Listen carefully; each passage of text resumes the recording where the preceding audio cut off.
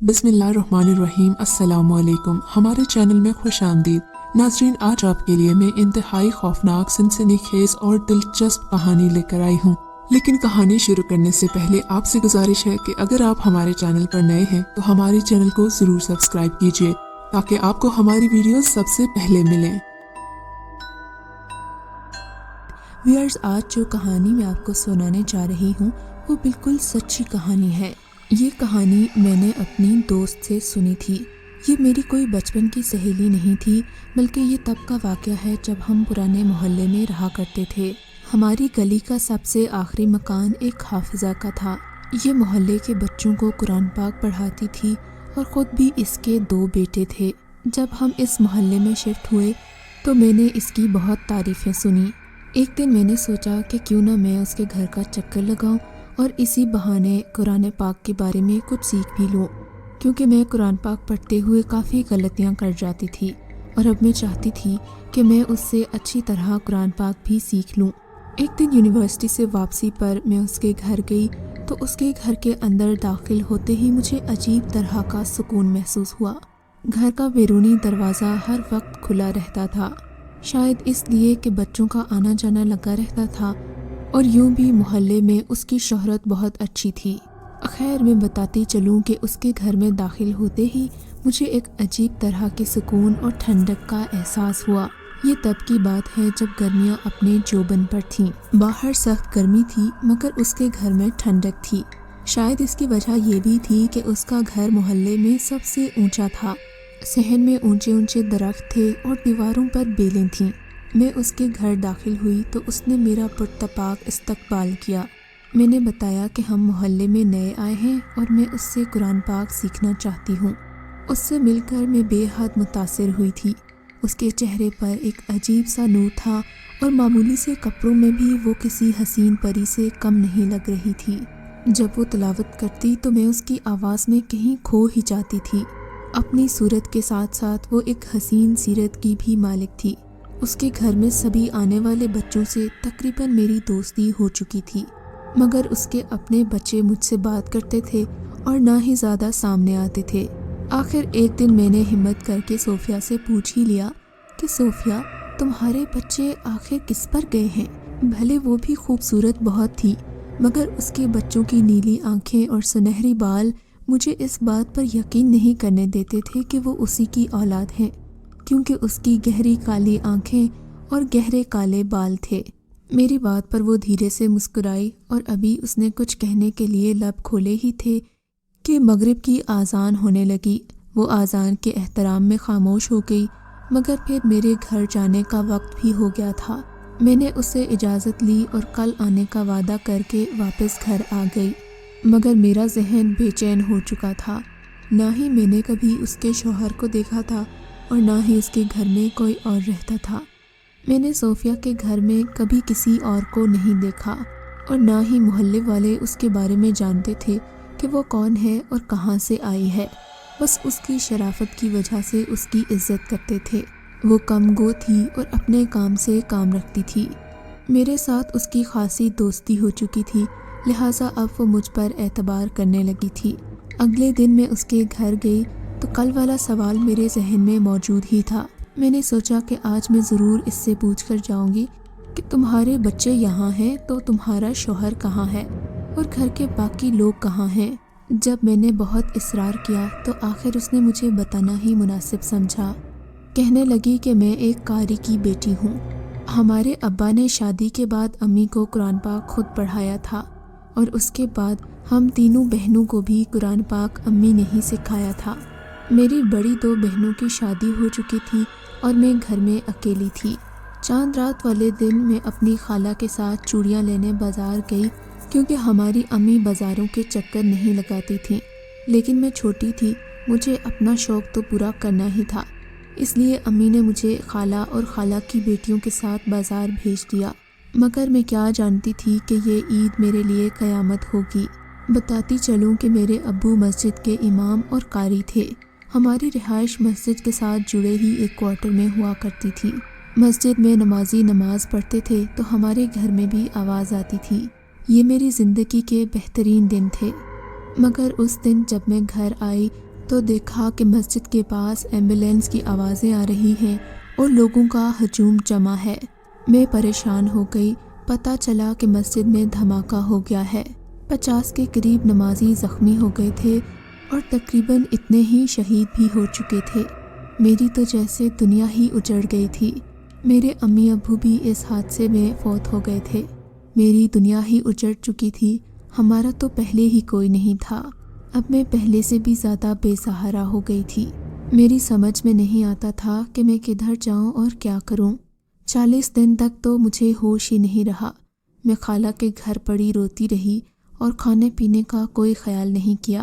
میں کافی لاغر ہو چکی تھی۔ خالہ اور خالو نے لاکھ سمجھانے کی کوشش کی کہ اب اس گھر کو چھوڑ دو۔ ویسے بھی جب دوسرا امام اس مسجد میں رہنے آئے گا تو پھر تمہارا کیا بنے گا، اس لیے بہتر ہے کہ تم ہمارے ساتھ ہمارے گھر چلو۔ مگر میں نے خالہ خالو کی بات نہیں مانی اور مسجد کے منتظمین سے بات کی کہ مجھے کچھ عرصہ یہاں رہنے دیا جائے۔ اب میں اپنے امی ابو کے گھر میں رہتی تھی، مگر میں اکیلی نہیں تھی۔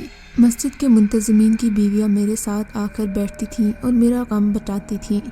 ان دنوں میرا دل بہت غمگین رہنے لگا تھا، مگر میں قرآن پاک کی تلاوت کرتی تھی۔ مجھے تلاوت کرنے میں سکون محسوس ہونے لگا تھا۔ اب میں اکثر رات کو سونے کی بجائے دروازہ بند کر کے تلاوت کیا کرتی تھی۔ میری آواز بچپن سے ہی بہت خوبصورت تھی اور مجھے تلاوت کرنے کا شوق بھی بہت تھا، مگر اب مجھے تلاوت کرتے ہوئے یوں محسوس ہوتا کہ میں اکیلی نہیں ہوں، بلکہ میرے ساتھ کوئی اور بھی ہے۔ میں نے اس بات کی پرواہ نہیں کی کیونکہ میں جنوں بھوتوں پر یقین نہیں رکھتی تھی۔ اگر یقین تھا بھی تو اس بات پر زیادہ یقین تھا کہ نماز اور قرآن پڑھنے والے کو کوئی چیز نقصان نہیں پہنچا سکتی، لہٰذا میں اس بات سے لاپرواہ تھی کہ میرے ساتھ کوئی سایہ یا جن ہے، حالانکہ اس بات کا کئی بار مجھے اشارہ مل چکا تھا۔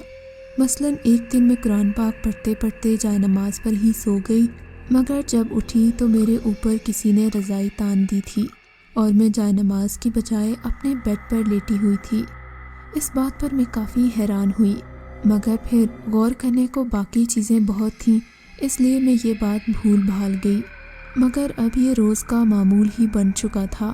میں اکثر قرآن پاک پڑھتے پڑھتے جائے نماز پر سو جاتی اور میری آنکھ میرے بستر پر کھلتی تھی، مگر نہ جانے کیوں اکیلے ہونے کے باوجود اس بات نے مجھے خوفزدہ بالکل بھی نہیں کیا۔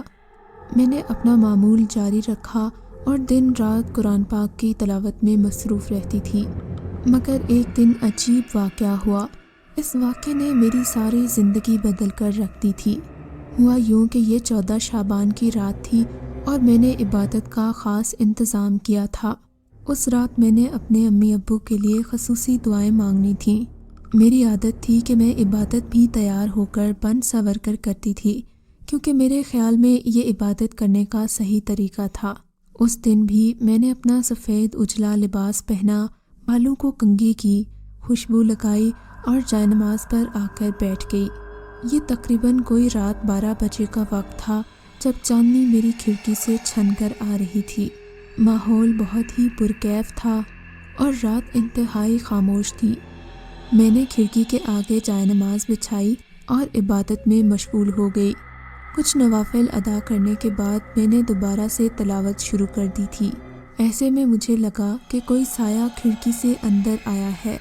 یہ سفید رنگ کا ہیولا تھا اور ہوا کے ساتھ ہی خوشبو کا ایک جھونکا بھی کھڑکی سے اندر آیا تھا۔ رات کے اس پہر خوفزدہ ہونے کی بجائے مجھے اس سائے کی وجہ سے عجیب سا سرور محسوس ہونے لگا تھا۔ میں نے جائے نماز سے نظریں ہٹا کر اس کی طرف دیکھا تو وہ انتہائی خوبصورت نوجوان تھا۔ مجھے یوں لگا کہ میں کوئی خواب دیکھ رہی ہوں۔ اس کی آنکھیں گہری نیلی اور بال سنہری تھے۔ اس نے بھی میری طرح سفید رنگ کا لباس پہن رکھا تھا۔ ہمارے گھر میں شروع سے ہی پردے کا ماحول تھا اور میں نے کبھی اپنے کزنوں تک سے بات نہیں کی تھی، مگر یہ شخص دیکھ کر مجھے اپنے دل پر اختیار نہیں رہا تھا۔ میں بے اختیار اسے دیکھے چلی جا رہی تھی۔ میں نے اتنا حسین چہرہ زندگی بھر نہیں دیکھا تھا۔ ابھی میں اسے دیکھنے میں مگن تھی کہ وہ میرے پاس آیا اور گھٹنوں کے بل بیٹھ گیا۔ وہ مجھ سے ہم کلام ہوا تو مجھے یوں لگا جیسے کہ یہ چاندنی رات تھم گئی ہو۔ مجھے اپنے آپ پر یقین نہیں آ رہا تھا، لگ رہا تھا جیسے یہ کوئی خواب ہے۔ اس نے مجھ سے محبت کا اظہار کیا۔ اس نے اپنا نام رحمان بتایا اور کہنے لگا کہ میں ایک مسلمان جن ہوں۔ ایک دن میں اپنے قافلے کے ساتھ یہاں سے گزر رہا تھا کہ میں نے تمہاری تلاوت کی آواز سنی اور میں رکے بغیر نہیں رہ سکا۔ میں تمہاری اسی کھڑکی سے اندر آیا تھا اور میں نے تمہیں دیکھا تو میں تم پر فدا ہی ہو گیا۔ مجھے یوں لگا کہ کوئی پری آسمان سے زمین پر اتر آئی ہے۔ پہلے میں نے تمہیں اپنے جادوئی شیشے میں قید کر لیا اور اپنی جگہ بیٹھے بیٹھے ہی تمہیں دیکھ لیتا تھا، مگر پھر مجھ سے رہا نہیں گیا۔ میں تمہارے ساتھ اسی کمرے میں رہنے لگا۔ میں تمہارا خیال رکھتا تھا، مگر میں نے تمہیں پریشان کرنا مناسب نہیں سمجھا، تو آج میں نے سوچا کہ ہمت کر کے تمہیں سب کچھ بتا ہی دوں گا۔ میں تم سے بے حد محبت کرتا ہوں، کیا تم مجھ سے شادی کرو گی؟ میں اپنی دنیا چھوڑ کر تمہاری دنیا میں آ جاؤں گا، تمہاری طرح کا انسان بن کر رہوں گا، مگر خدا را میری محبت کو ٹھکراؤ مت۔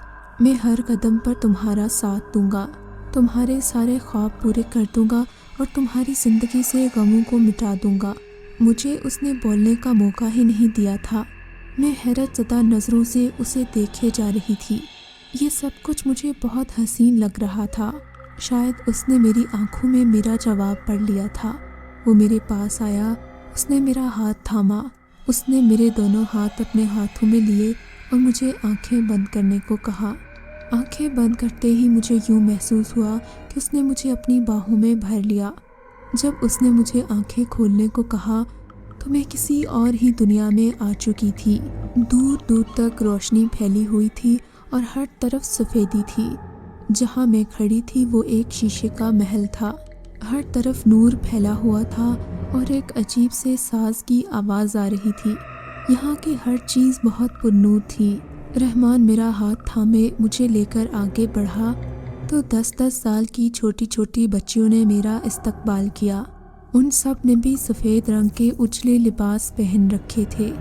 مجھے یوں لگ رہا تھا جیسے کوئی خواب کا عالم ہے۔ اسی طرح کے وہاں 7 محل تھے۔ ان سب محلوں کے رنگ مختلف تھے اور ہر محل میں اسی رنگ کے کپڑوں میں ملبوس چھوٹی چھوٹی بچیاں تھیں۔ اسی سفید محل کے اندر ایک کمرہ تھا جہاں مجھے رحمان لے کر گیا۔ یہاں ایک بڑا سا سفید رنگ کا تخت تھا اور یہاں تھوڑی بڑی عمر کا ایک مرد اور ایک عورت بیٹھے ہوئے تھے۔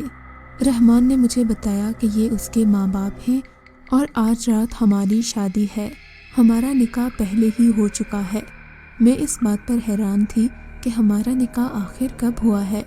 مجھے تو ایسا کوئی خواب تک یاد نہیں تھا، اور ویسے بھی یہ سب لاکھ حسین سہی مگر میرے لیے بہت عجیب تھا۔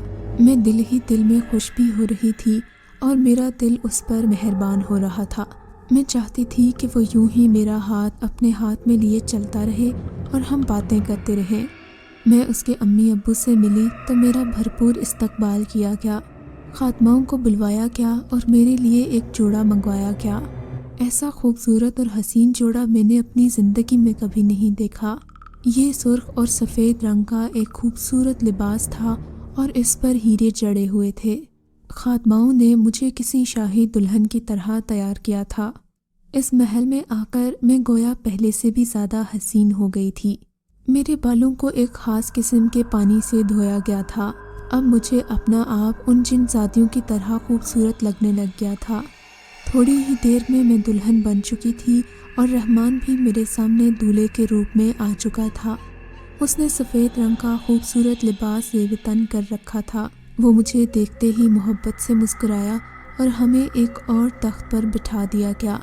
اس کے بعد جن زادیوں نے ایک خاص قسم کی موسیقی پر خوبصورت رقص کیا۔ شاید یہ میری اور رحمان کی شادی کی دعوت تھی، تبھی یہاں پر بہت سارے لوگوں کو جمع کیا گیا تھا۔ یہ سب لوگ بھی انتہائی خوبصورت اور پرنور چہروں والے تھے۔ سب لوگ مجھے جھک جھک کر سلام کر رہے تھے اور تحائف بھی دے رہے تھے۔ شادی کی دعوت ختم ہوئی تو رحمان مجھے اپنے ساتھ ایک کمرے میں لے آیا۔ یہ کمرہ پورے محل سے بھی کہیں زیادہ حسین اور خوبصورت تھا۔ رحمان نے بتایا کہ یہ میری اور اس کی خوابگاہ ہے۔ اس خوابگاہ میں بہت سارے شیشے رکھے تھے اور ایک شیشے میں میری وہ والی تصویر تھی جہاں میں قرآن پاک پڑھ رہی تھی۔ اور اپنے مسجد والے گھر میں ہی موجود تھی۔ اس رات میں رحمان کی قربت پا کر مکمل ہو گئی۔ جب میری آنکھ کھلی تو میں اپنے مسجد والے گھر میں ہی تھی، مگر میں اکیلی نہیں تھی۔ میرے پہلو میں وہی نوجوان سویا ہوا تھا۔ اگلی صبح وہ مجھے مسجد والے گھر سے نکال کر اس گھر میں لے آیا تھا۔ جب میں یہاں آئی تو میں امید سے تھی۔ مجھے نہیں معلوم تھا کہ میں یہاں کیسے پہنچی اور مالک مکان سے کس نے بات کی۔ اگلے دن مالک مکان کی بیوی آئی اور کہنے لگی کہ آپ کے شوہر نے ہمیں اگلے سال تک کا کرایہ دے دیا ہے اور ہمیں آپ کا خیال رکھنے کی تلقین کی ہے۔ اگر آپ کو کوئی بھی تنگی تکلیف ہو تو آپ مجھے ضرور مطلع کیجیے گا۔ کچھ مہینوں بعد میرے ہاں 2 بیٹوں کی پیدائش ہوئی اور اس دوران رحمان مجھ سے ملتا رہا۔ وہ ابھی بھی میرے ساتھ رہتا ہے مگر کسی کو نظر نہیں آتا۔ اس کی خواہش ہے کہ میں محلے کے بچوں کو قرآن پاک پڑھاؤں۔ ابھی بھی جب میں تلاوت کرتی ہوں تو وہ پہلے کی طرح ہی شوق سے مجھے سنتا ہے۔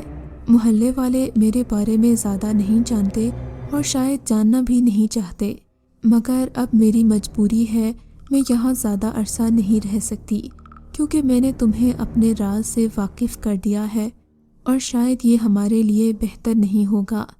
میں نے سب کچھ تمہیں اس لیے بتایا کہ تم ایک اچھی اور نیک لڑکی ہو اور آج کے بعد شاید ہم نہ مل سکیں، مگر جاتے جاتے میں تمہیں اپنی ایک نشانی دینا چاہتی ہوں۔ یہ کہہ کر اس نے ایک چمکدار تھیلی میری طرف بڑھائی۔